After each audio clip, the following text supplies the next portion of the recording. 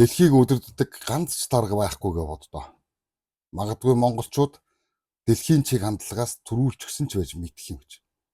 Заримдаа хүмүүс ер нь яг хэн хариуцдаг юм бэ гэдгийг л хайдаг. Гэхдээ хариулт нь маш ойрхон. Өөрөөр хэлэх юм бол бид.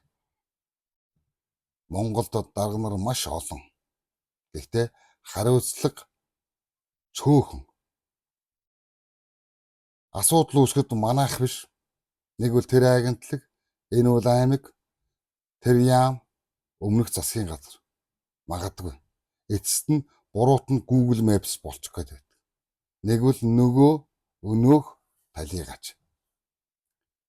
Жижиг улс хамгийн ухаалаг дипломаттай байх ёстой гэж.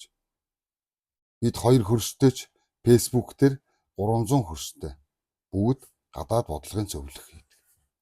Бидэнд эрсдэл урьдчилан харагддаг. Харин замд цөмөрчгсөн байгааг дайрч гарсныхаа дараа л мэддэг.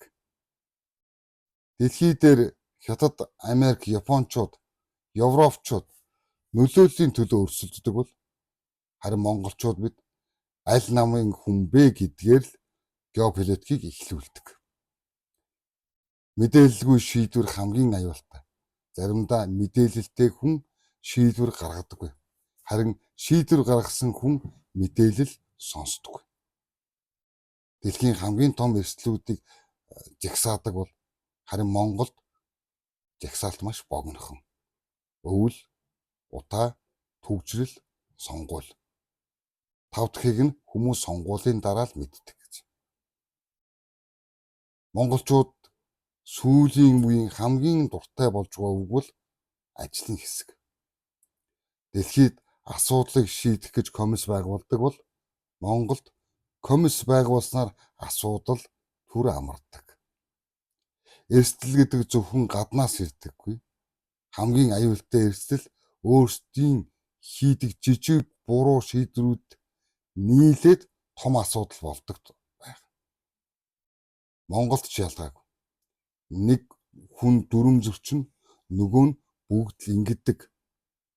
3 дахь нь надаас эхлэхгүй шүү гэд. Тэгээд нэг юм итгэхэд дүрмэл үлддэг. Хэрэгжүүлдэг хүн үлдэхгүй гэж.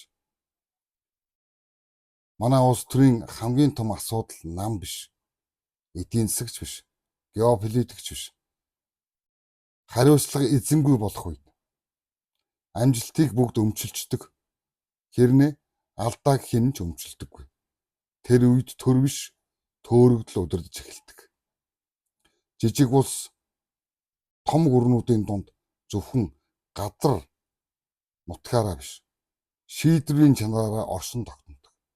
Харин шийдвэрийг сулруулдаг хамгийн том дайсан гадны дарамт биш, дотоодын хариуцлагагүй байдал юм.